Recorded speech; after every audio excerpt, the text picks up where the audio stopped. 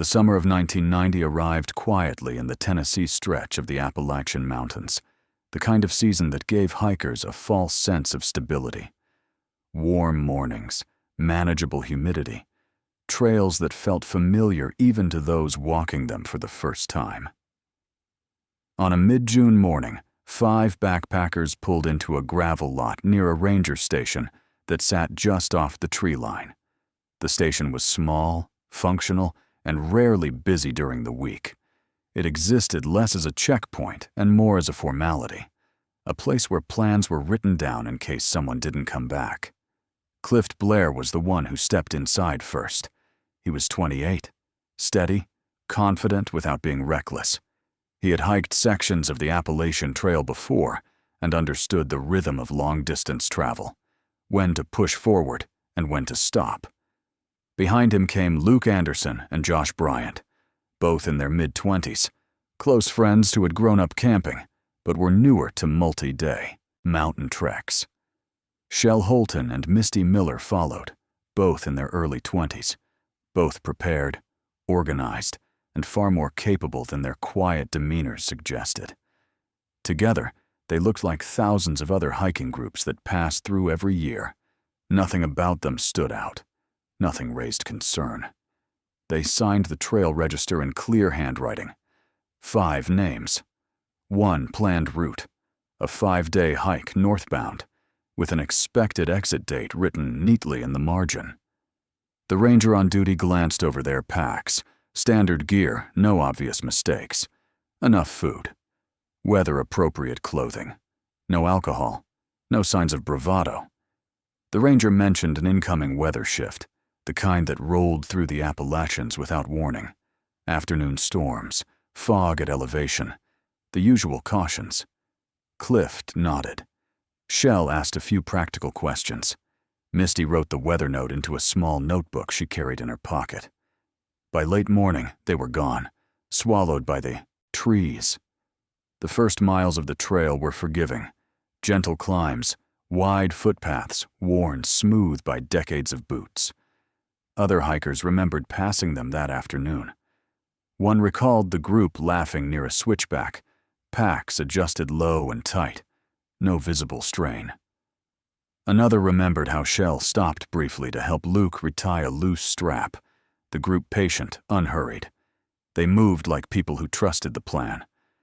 As the day wore on, clouds gathered higher than expected. Not threatening, just heavy. The kind that made the forest dim earlier than usual. The group pressed on, reaching their first planned campsite before sunset. Nothing unusual happened that night. No injuries, no arguments, no decisions that would later stand out as mistakes. They were exactly where they were supposed to be. The second day followed a similar pattern. Steadier elevation, narrower trail, fewer people. A hiker heading south passed them mid-morning and later described them as focused but calm. He remembered Josh commenting on how quiet the forest felt, even for that section of trail. It wasn't ominous, just an observation, the kind people make when they're away from noise long enough to notice its absence. By the third day, the weather shifted. It wasn't dramatic. No violent storm, no lightning strikes or flash floods, just a drop in temperature and a dense fog that rolled in earlier than forecasts had suggested. Visibility tightened, sound carried strangely. Distances felt longer than they were. Still, these were conditions hikers in the Appalachians faced all the time, manageable if respected. That was the last day anyone could confidently place them on the trail. Their expected exit date came and went without notice. At first, no one panicked. Long hikes ran late. Routes changed. Sometimes people decided to stay an extra night when the weather turned, or energy ran low. The ranger station marked them as overdue, but did nothing else. It was too early for alarms. The next day passed quietly. No sign of the group at the exit point. No phone calls from them either. But that wasn't unusual. Cell service was unreliable at best. Families assumed delays. Friends reassured each other. No one wanted to believe something had gone wrong so quickly. On the third day after their expected return, the first call came in. It was Misty's family, asking if she had checked out late or switched routes. The ranger pulled the register. No exit record. No updates. He made a note and said what he had said many times before. They were probably fine. Weather delays happened. Trails slowed people down. But the calls didn't stop. Clift's parents called that afternoon. Then Josh's brother. By evening, the tone at the ranger station had shifted. Staff began cross-checking trail registers from nearby access points. None of the 5 names appeared. No ranger logs showed contact. No reports from shelters down the route. The silence began to feel heavier. By the 4th day, concern replaced patience. The Appalachian Trail wasn't an unbroken line of wilderness. People moved through it constantly. Hikers passed each other. Rangers patrolled sections. Shelters filled and emptied. For 5 people to vanish without a single confirmed sighting beyond a certain point was rare. For all 5 to vanish together was worse. The ranger station contacted local law enforcement. A preliminary missing persons report was drafted. It wasn't a rescue yet. It was still framed as overdue hikers. But the language changed. Details mattered now. Gear lists, experience levels, medical histories. The weather reports from the past week were pulled and reviewed line by line. Families were notified that something was wrong. They reacted differently. Some drove to the trailhead immediately, standing by the register, as if the names might appear if they stared long enough. Others waited by phones, convinced the next call would bring an explanation. None of them slept well. None of them imagined the scope of what was unfolding. By the 5th day, the trail itself seemed to confirm what no one wanted to say out loud. Searchers walked sections of the planned route and found nothing out of place. No abandoned packs, no broken equipment, no scraps of clothing. Campsites that should have been used were untouched. Shelters stood empty.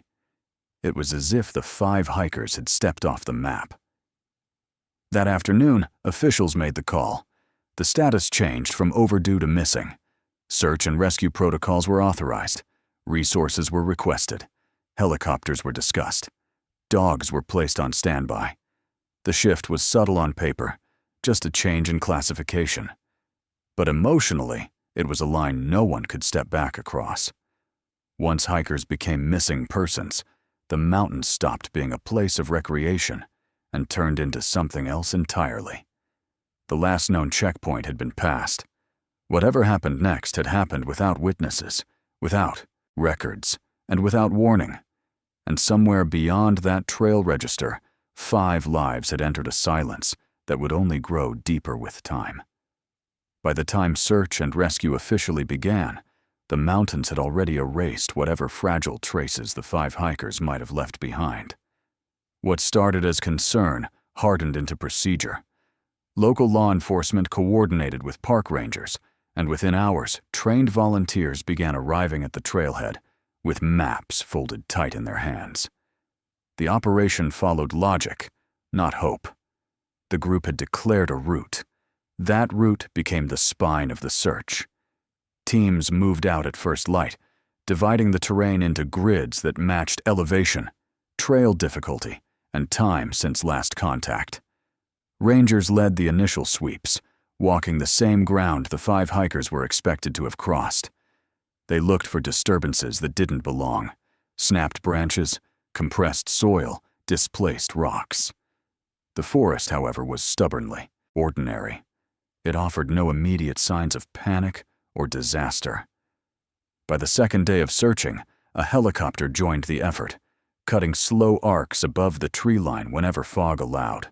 From the air, the Appalachian landscape appeared endless and unforgiving. Dense canopy swallowed everything beneath it. Even experienced pilots admitted that if someone stepped a short distance off trail, they could disappear completely without ever being seen from above. Scent dogs were brought in next. Handlers started them at the last confirmed location where the group had been seen together. The dogs worked methodically, noses low, weaving through brush with practiced focus. At first, they followed the trail without hesitation. Then, abruptly, the scent fractured. It didn't fade gradually the way it often did over time. It broke apart, scattered in conflicting directions, as if the trail itself had dissolved. That inconsistency unsettled the handlers. Human scent usually behaved predictably. 5. People moving together should have left a concentrated, linear path. Instead, the dogs circled, doubled back, and eventually sat down, confused. Something about the terrain, the weather, or the movement of the group had disrupted the pattern. On the 4th day, a ground team located the group's second night campsite. It was exactly where it should have been, tucked into a shallow clearing near a water source. The ground showed signs of recent use. A fire ring, cold now, contained ash consistent with a small, controlled burn. Footprints overlapped in a way that suggested people moving calmly, not in distress. There was no sign of a struggle, no torn fabric, no scattered belongings. What stood out was what wasn't there. No backpacks, no sleeping gear, no food stores. The campsite hadn't been abandoned in a hurry. It had been packed up. Investigators took photographs, measurements, and soil samples. They cataloged every footprint, every scuffed rock. The conclusion was unavoidable. On the morning after their second night, all 5 hikers had left that site together, on foot, under their own power. That should have been reassuring. Instead, it made everything worse. Beyond the campsite, the trail narrowed and climbed. Searchers followed it carefully, expecting to find continuity, a logical progression of tracks, broken vegetation, or discarded items. But after several hundred yards, the trail signs began to change. Boot prints diverged. Some impressions grew lighter, as if weight had shifted or footing had become unstable. Others cut toward terrain that experienced hikers typically avoided. One set of tracks peeled sharply uphill. It wasn't a gradual climb. It was a deliberate ascent toward higher elevation, away from water sources and away from the established trail. Rangers stopped and studied the slope. It was steep, rocky, and offered no clear advantage in poor visibility. For hikers carrying full packs, it was an unusual choice. For a group of 5, it was dangerous. Search leaders debated the implications. People who were lost sometimes climbed instinctively, driven by a false belief that higher ground offered better orientation or communication. Hypothermia could impair judgment, even in summer, especially when paired with exhaustion and wet clothing. Fog, when dense enough, erased familiar landmarks and distorted sound. Weather data confirmed what many had suspected. Within hours of the group leaving their second campsite, temperatures dropped sharply. Fog rolled in at elevation, thick and fast. Visibility could have collapsed to less than 20 feet. In those conditions, trails vanished. Distances lied. Direction lost meaning. Searchers expanded uphill, following the off-route tracks as far as they could. Then those tracks disappeared too, absorbed by rock and undergrowth. Beyond that point, the terrain became fragmented, cliffs, ravines, and dense thickets that forced teams to slow their pace and widen their spacing. Disorientation turned into weeks. The search radius grew beyond the original route, then beyond what survival models suggested was reasonable. Teams checked ravines for falls. Waterways were walked downstream. Shelters within a wide perimeter were inspected, even those far off the declared plan. Nothing surfaced. No packs caught on branches, no clothing snagged on rock, no bodies. Helicopter pilots reported the same frustration again and again. There were too many shadows, too many false shapes. Every rock outcrop looked like it could be something. Every clearing invited hope and delivered nothing. As time passed, Resources thinned. Volunteers rotated out, replaced by others, carrying the same quiet determination. Families remained nearby, watching maps change and listening for updates that never came. Each day without discovery tightened the knot of uncertainty. Eventually, officials faced an unavoidable reality. The probability of survival had dropped beyond measurable limits. The mountains had been searched as thoroughly as conditions allowed. Continuing at the same scale was no longer possible. The operation shifted. What had once been an active rescue became a recovery effort in name only. Search frequency decreased. Specialized teams remained on call, but the daily sweeps stopped. The official language softened. No new leads. Area exhausted. Search suspended pending new information. For the families, those words landed harder than any confirmation of death could have. There was no scene to grieve at, no final moment to understand, just an absence that refused to explain itself. The forest returned to its routines. Trails reopened. Hikers passed through, unaware of how many boots had searched those same miles weeks earlier. The campsite was reclaimed by wind and rain. Footprints vanished. What remained were fragments, a route that made sense until it didn't, tracks that led nowhere, weather that arrived just early enough to matter, and 5 people who seemed to have stepped beyond the reach of logic. The search patterns hadn't lied. They had done exactly what they were designed to do. They had shown, with brutal clarity, that something had happened beyond the edges of expectation. And whatever it was, it had taken the hikers into a part of the mountain that refused to give them back. As the active search faded, the investigation didn't stop. It changed shape. What had once been boots on the ground became minds at work, trying to rebuild a sequence of events from absence alone. This phase was quieter, slower, and in many ways more unsettling. Without new evidence, investigators turned inward, asking not what was found, but what should have happened if the group had faced trouble in the mountains. Standard wilderness protocol was the first framework applied. If hikers became lost, the rule was simple and repeated endlessly in outdoor training manuals. Stop moving. Stay together. Conserve energy. Make shelter. Signal when possible. These principles existed because they worked. They increased visibility.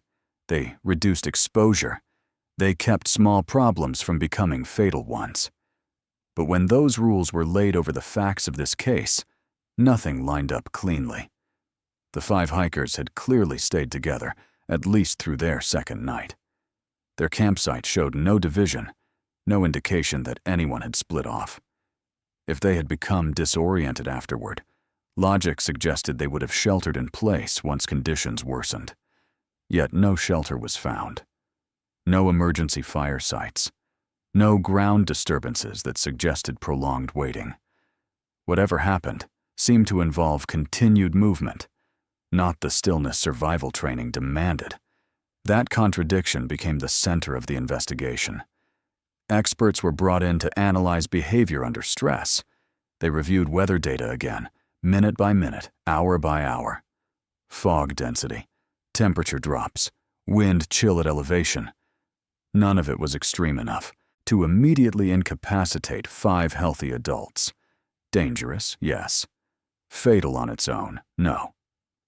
Clift Blair's background complicated matters further. He wasn't a novice. He had completed multi-day hikes before and understood the dangers of wandering in low visibility. Friends described him as cautious, sometimes even conservative, about route decisions. He wasn't known to panic or push past reasonable limits. Shell Holton's planning habits were even more detailed. Family members provided her packing lists, handwritten and precise. She had researched the trail, marked water sources, noted elevation changes. This was not someone likely to ignore basic safety principles. Her presence alone suggested a level of discipline that should have prevented reckless choices. Then there was Misty Miller's journal. It was found weeks after the search began, still in her car at the trailhead. A small notebook, nothing dramatic. Just observations, reminders, thoughts written during preparation. The last entry, dated the morning of the hike, was simple. She wrote about being excited, about needing a break from routine, about trusting the group she was with. There was no fear in her words, no sense of danger, no premonition. Investigators read that entry over and over. It didn't prove anything. But it made one thing clear. Whatever unfolded in the mountains was not anticipated by any of them. Theories began to circulate, each one tested against the same unforgiving absence of evidence. A sudden medical emergency was considered first. If one member had collapsed, a heart issue, a severe injury, the group might have changed course to seek help. But there were no signs of a rushed evacuation attempt, no dropped gear, no makeshift stretcher marks. And if someone had died suddenly, survival training dictated staying put and signaling. Yet no such sight was found. A wildlife encounter came next. Black bears existed in the region, though attacks were rare.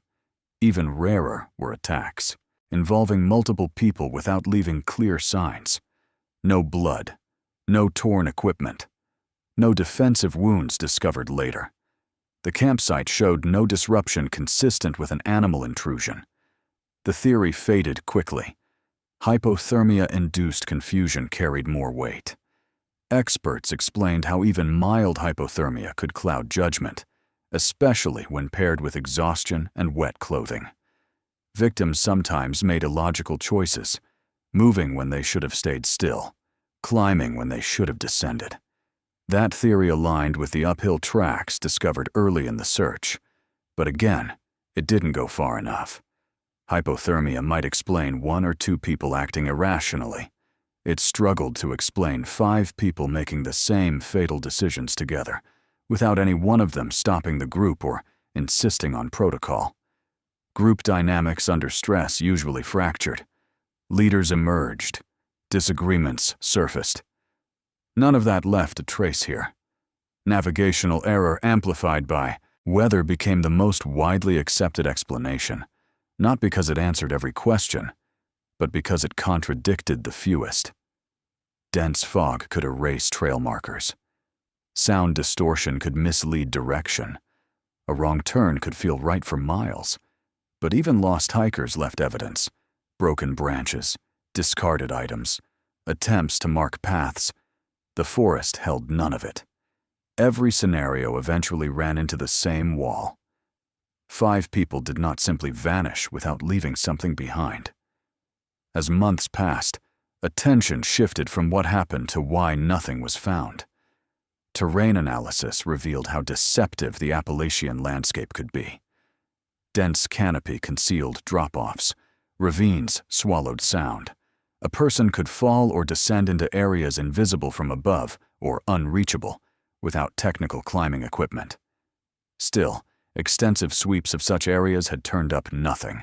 The case files grew thicker while the answers grew thinner. Investigators revisited the evidence repeatedly, hoping time would reveal what urgency had missed. It didn't. Each review ended the same way, with conclusions phrased carefully, almost defensively. No indication of foul play, no evidence of voluntary disappearance, no clear cause of death. Just 5 missing adults in a known wilderness area. Families oscillated between acceptance and refusal. Some clung to the idea that their loved ones might still be alive, having somehow exited the wilderness unnoticed. Others accepted death, but could not accept the lack of remains. Grief stalled without resolution. Memorials felt premature. Silence felt permanent. Eventually, the case reached a bureaucratic end. Resources were needed elsewhere. New missing persons demanded attention. Files were archived. Leads were marked inactive. The language became final, even if the truth was not. The case was officially declared cold. Not because investigators believed the mystery was solved, but because there was nothing left to chase. No new evidence to process. No terrain left to search that hadn't already been covered or ruled inaccessible. The mountains had yielded everything they were going to yield. 5 names remained on paper. 5 faces and family photographs. A trail register entry that stopped abruptly at the same point every time it was read. And somewhere beyond the limits of maps and logic, the truth waited, undisturbed, as the years began to pile quietly on top of it. Time did what the search teams could not. It moved forward without asking permission, reshaping the Appalachian Mountains slowly and without regard for the questions left behind. Seasons stacked on top of one another. Heavy storms washed soil down slopes that had once been carefully grid-searched. Trees fell and took their roots with them, tearing open ground that had previously looked undisturbed. Trails were rerouted around erosion and overgrowth, their original lines fading into memory and old maps. Hikers kept coming. They walked across ridges where searchers had once stood shoulder to shoulder. They camped near clearings that had been cataloged, photographed, and ruled out. Most of them never knew what had happened there. Others had heard fragments. A story passed along in shelters. A warning spoken casually. A mention of 5 hikers who never came back. The mountains absorbed all of it. Footsteps replaced footprints. Silence replaced urgency. For the families, time moved differently. Anniversaries became markers of endurance rather than healing. Birthdays passed with empty chairs and folded cards. Every year, someone replaced missing posters that had faded in the sun or peeled away from bulletin boards. New flyers carried older photographs, faces frozen in the early 90s, unchanged while the world around them aged. Hope didn't disappear. It thinned. Occasionally, it surged without warning. A phone call from a stranger claiming to have seen someone who looked like Luke at a gas station 2 states away. A second-hand story about hikers found deeper in the mountains, later disproven. A hunter who believed he had discovered old gear, only for it to belong to someone else entirely. Each lead followed the same pattern: initial shock, cautious optimism, careful investigation, and then quiet disappointment. The emotional toll settled into something heavier than grief. Grief had an endpoint, even if it hurt. This didn't. It hovered, unresolved, forcing families to live in a constant state of unfinished thought. Some refused to declare death. Others did privately, while still searching publicly. There was no right way to exist inside that uncertainty. Law enforcement maintained the file. It was reviewed occasionally, often when a similar case surfaced somewhere else. Each time, the conclusion remained the same. No new evidence, no actionable leads. The case stayed cold, not because it had been forgotten, but because it had nowhere to go. In the late 2000s, a renewed interest emerged quietly among a small group of experts who specialized in wilderness disappearances. Advances in mapping technology and survival modeling offered a chance to revisit old assumptions. They weren't chasing miracles. They were looking for overlooked logic. Satellite imagery provided a more detailed understanding of elevation changes, hidden ravines, and rock formations that had been difficult to assess decades earlier. When analysts overlaid the hikers' intended route with terrain data, a troubling pattern began to form. The areas that had been searched most thoroughly were also the areas most accessible to search teams at the time. What lay beyond those zones was different. Steep inclines, narrow ledges, sections considered too dangerous or impractical to search without specialized equipment. In the early 90s, those areas were logged, noted, and largely bypassed. It wasn't negligence. It was limitation. Survival behavior models were re-examined alongside this new terrain data. 1. Theory, previously dismissed as unlikely, gained quiet momentum. In disorientation events, especially those involving fog and sudden temperature drops. Hikers sometimes moved uphill rather than down. The instinct was flawed, but documented. Higher ground felt safer. It offered the illusion of perspective, even when visibility was collapsing. If the group had done that, climbed instead of descended, they might have moved into areas that were never fully searched. The theory fit uncomfortably well with the off-route tracks discovered early in the investigation. It also aligned with the complete absence of evidence along established paths. Still, without physical proof, it remained speculation. No official statements were revised. The case did not reopen. It simply shifted slightly in the minds of those still thinking about it. Years continued to pass. The mountains grew quieter around the story, even as human activity increased. Technology advanced. Climbing equipment improved. Recreational access expanded into areas once deemed impractical or too dangerous for casual exploration. New routes were established by experienced climbers seeking isolation rather than scenery. It was one of those climbers who unknowingly crossed the threshold that had held the truth for decades. The expedition was routine by their standards. No connection to the missing hikers. No intention of solving a mystery. They were exploring a rocky outcrop far off the main trail system, drawn by a challenge few attempted. The terrain was steep, uneven, and partially concealed by growth that had accumulated over years. As they moved carefully across a narrow section, something felt wrong to one of them. Not threatening, just unfamiliar. The rock face ahead showed signs of disturbance that didn't match natural erosion. A break in the pattern, a shadow that didn't behave like the rest. They moved closer. What they found didn't resemble a campsite in the traditional sense. It wasn't obvious. It had been pressed into the landscape, shaped by necessity rather than comfort. Time had collapsed it inward, disguising its purpose. But once seen, it couldn't be unseen. The climbers backed away and contacted authorities. The call reached a department that had not expected to hear that case number spoken aloud again. At first, there was skepticism, then caution, then a familiar, unwelcome surge of hope. Teams were assembled quietly. The location was secured. For the first time in decades, the mountains were about to give something back. And as investigators prepared to climb into an area once thought unreachable, the long silence that followed the disappearance of 5 hikers finally began to shift, carrying with it the weight of answers that had waited far longer than anyone should have had to endure. The call came in quietly, almost cautiously, as if the person on the other end didn't want to disturb something that had been asleep for a long time. 24 years had passed since the 5 hikers vanished, and in that span, the case had learned to live in silence. Files aged, names yellowed on paper.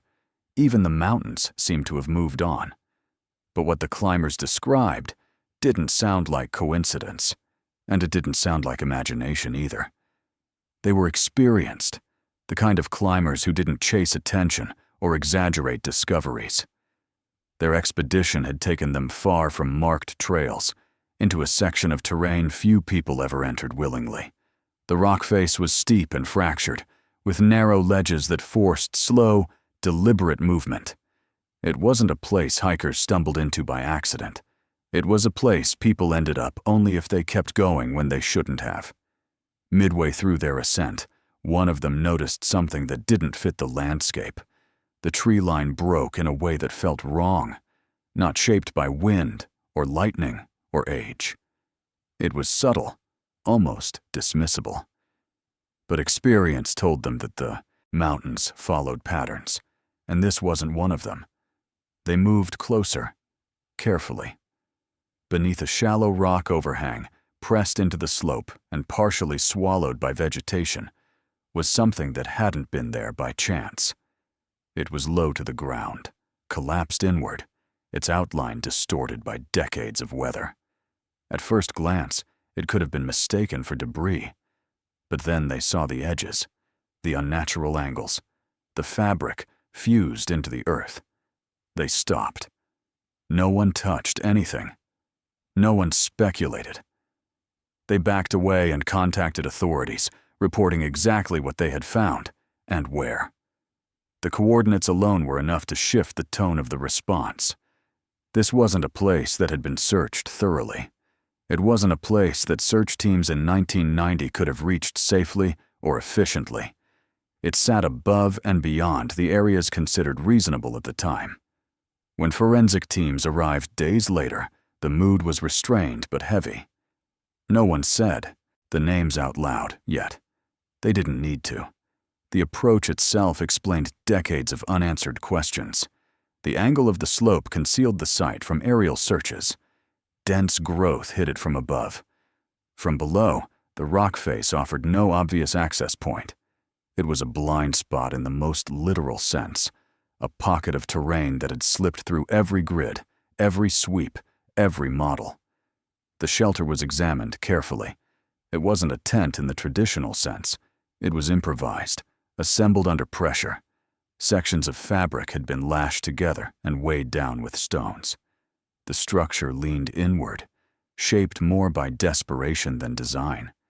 It had been built to block wind, to trap warmth, to survive. Inside, the evidence told a story no one had been prepared to hear. Fragments of backpacks lay scattered, their materials degraded but recognizable. Rusted camp hardware emerged from the soil, metal eaten away by time. A broken compass rested near what had once been an entrance, its glass shattered, its needle frozen uselessly. Fabric scraps suggested layered clothing, worn and reworn until it failed. And then there were the remains. Bone fragments were located within and around the shelter, arranged not by chance, but by gravity and collapse. The distribution suggested that the structure had once held multiple people, close together. This wasn't a place someone crawled into alone. It was a shared space, built and occupied by a group. Forensic specialists worked slowly, documenting every detail. Nothing was rushed. Each artifact was photographed, mapped, and bagged. Soil samples were taken. The area was scanned outward, revealing no signs of departure beyond the shelter. Whatever had happened, it had ended here. Early analysis pointed away from immediate catastrophe. There were no signs of a sudden fall, no evidence of violence, no indication that death had been instantaneous. Instead, the remains suggested prolonged exposure. Time spent in one place, attempts to endure. The shelter itself reinforced that conclusion. It wasn't thrown together in minutes. It had been adjusted, reinforced, maintained for as long as materials allowed. Someone had tried to make it work. The implications settled heavily over the investigation. This wasn't a random campsite stumbled upon by accident. It wasn't a place chosen casually. It was a destination reached under duress, likely after realizing that continuing forward or back was no longer possible. The group had climbed into a zone that offered temporary protection but permanent isolation. DNA testing would later confirm what everyone already suspected, but even before that, the evidence spoke clearly. The number of individuals, the artifacts, the personal items. This was where the 5 hikers had ended up, together. News traveled fast, even with official statements carefully controlled. Families were notified privately before anything reached the public. For some, the call brought the collapse of a hope they had carried quietly for decades. For others, it brought a different kind of pain, the pain of finality. Investigators reconstructed the final days as best they could. After leaving their second campsite, disoriented by fog and dropping temperatures, the group likely began climbing, driven by instinct rather than logic. The uphill route led them into increasingly hazardous terrain. At some point, retreat became more dangerous than continuing. They found the overhang and made a decision that felt reasonable in the moment. Stay. Shelter. Wait it out. The mountain didn't give them another chance. Forensic timelines suggested survival lasted longer than expected. Not hours. Days. The shelter showed signs of occupancy beyond a single night. This wasn't a sudden disappearance. It was a slow one. As the investigation deepened, the weight of what had been missed settled in. Not blame, not failure, just reality. The technology, the access, the assumptions of 1990 had shaped the search. This place had existed just outside all of them. The shelter had no name on any map.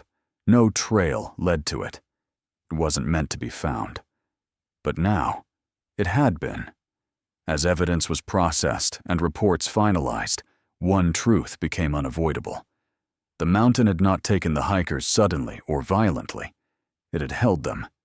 Quietly. Completely. And after 24 years, it had finally released the last piece of the story. What remained was the hardest part. Understanding not just where they ended up, but how they spent their final moments together. The confirmation came in stages, measured and deliberate, as if the truth itself needed time to surface after being buried for so long. DNA samples were taken from what remained of bone and fabric, compared against records families had submitted decades earlier, with a mixture of hope and dread. When the results returned, there was no ambiguity. Each profile matched. Clift Blair, Luke Anderson, Josh Bryant, Shell Holton, Misty Miller. 5 names that had lived for years as questions were finally anchored to certainty.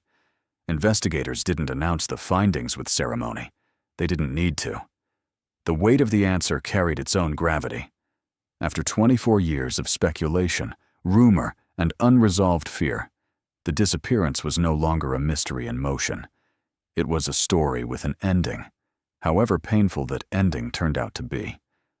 With identification complete, attention shifted to reconstruction, not in search of blame, but understanding. Investigators laid the evidence out in sequence, building a timeline not from witness accounts or recordings, but from terrain, weather data, and the quiet logic of human behavior under stress.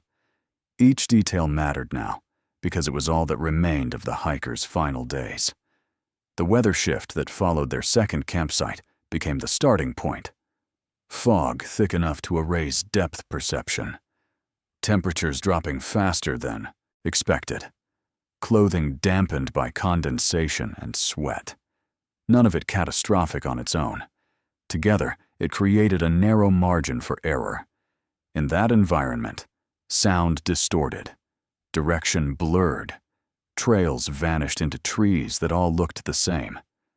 The group's decision to climb made sense in that moment. Higher ground felt safer. It promised visibility once the fog lifted. It offered the illusion of control. Survival experts later explained how common that instinct was, even among experienced hikers. It wasn't reckless.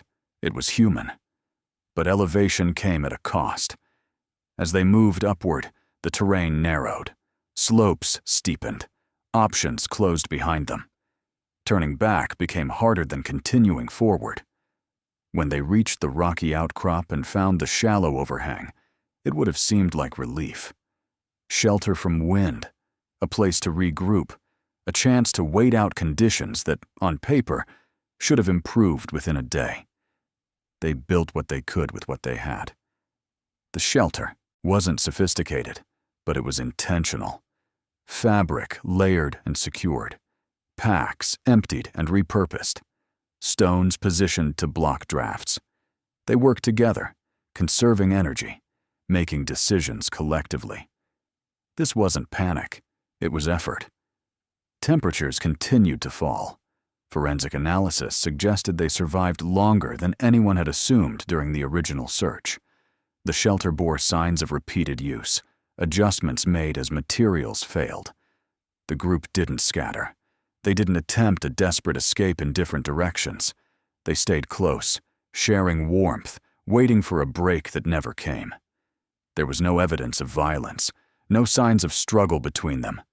No indication that anyone left the shelter voluntarily. Hunger, exposure, and exhaustion did what cliffs and storms had not. Slowly, indifferently. The mountain didn't take them all at once. It took time. When investigators shared these conclusions with the families, the reactions were as varied as grief itself. Some cried openly, overwhelmed by the finality. Others listened quietly, absorbing details they had imagined 1,000 times, but never known. For many, the certainty hurt more than the not knowing ever had. But it also brought something they had been denied for decades: an end to the waiting. Memorials were planned where none had felt appropriate before. Names were engraved where photographs had once hung alone. The hikers were no longer missing. They were found. There were no conspiracies uncovered, no hidden crimes, no villains lurking in the shadows of the forest. The truth was less dramatic and far more devastating. A chain of reasonable decisions made under pressure, compounded until there were no good options left. The mountain hadn't hidden a secret. It had hidden distance, angle, and time. For investigators, the case closed with a rare sense of completion. Not satisfaction, not relief, just resolution. It stood as a reminder of how quickly familiar environments could become lethal, and how easily evidence could disappear when terrain itself conspired against discovery. For the climbers who found the shelter, the knowledge settled differently. They hadn't set out to solve a mystery. They had stumbled into the final chapter of a story that had been waiting quietly for them. Long after the evidence was removed and the site documented, they carried the weight of what they had seen. A place built to survive, found too late. The Appalachian Mountains returned to silence after the investigation concluded. Trails remained open. Weather patterns continued their cycles. New hikers signed registers, trusting the same margins of safety. Most would never know how close they walked to a place that had held 5 people for nearly a quarter-century. The story, at last, had clarity. Clift Blair, Luke Anderson, Josh Bryant, Shell Holton, and Misty Miller did not vanish without reason. They did not abandon one another. They did not disappear into myth. They stayed together. They made shelter. They waited. And the shelter the climbers found was exactly what it appeared to be. Not a mystery. Not a symbol. Just the final place where 5 lives ended side by side, leaving behind a truth that, once uncovered, needed no embellishment. The mountain gave back what it could. And this time, it was enough.